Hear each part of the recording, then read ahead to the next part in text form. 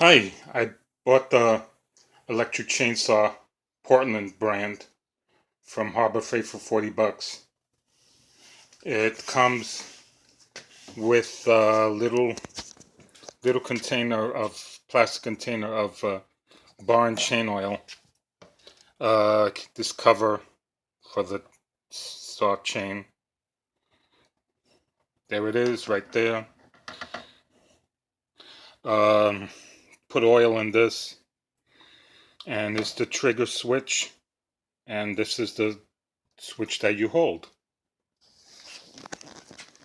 This comes off for maintenance, like cleaning.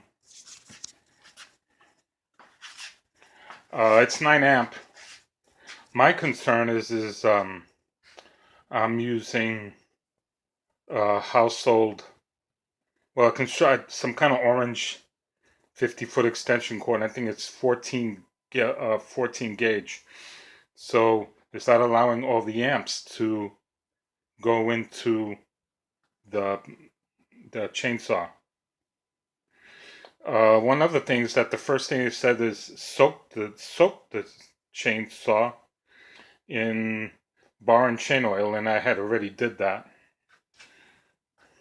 You have to remove it here, and then there's the little hex nut on the other side that you have to loosen.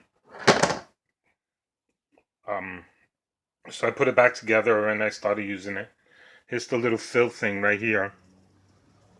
I didn't put too much in the first time I used it, but it cuts like butter.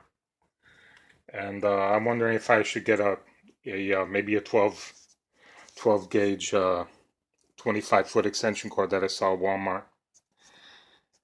Anyway, so far it's my first chainsaw, so I can't compare it to anything. But it cut a little 5 inch